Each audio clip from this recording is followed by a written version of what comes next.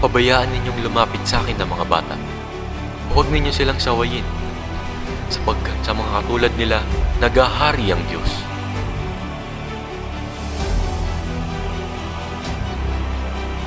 Habag ang ibig ko, hindi hain, sapagkat naparito ako upang tawagin ng mga makasalanan, hindi ang mga banal.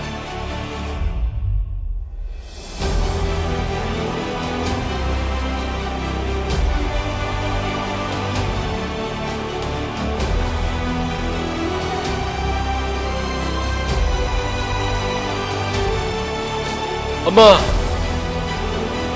patawarin mo sila, sapagkat hindi nila nalalaman ang kanilang ginagawa.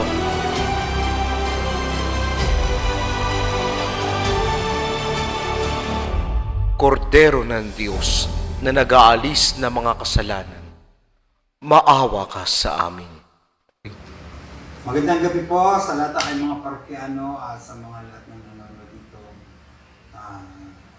Ngayon po ay iniimbitahan ko kayong lahat na manood sa darating na Marso 27, Miyerkules Santo, sa ganap na alas 8 ng gabi. Ano yung papanoorin nyo? Abay, napakaganda pong pagsasaluda, sa buhay, yan, pagsasadula ng buhay ng ating Panginoon, lalo yung mga bahagi na siya'y pinahihirapan, papatayin, hanggang sa kanyang muling pagkabuhay.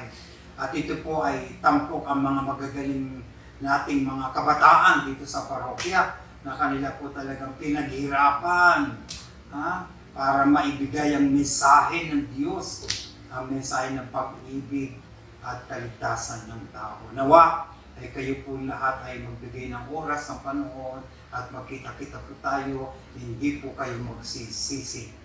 Ayan, sa kanyang panonood sa mga batang ito ng live. Ayan.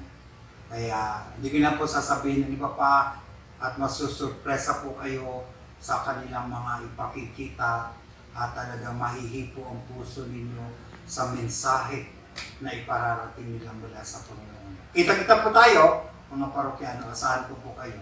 Inuulit ko po sa Miyerkules Santo, alas 8 ng gabi.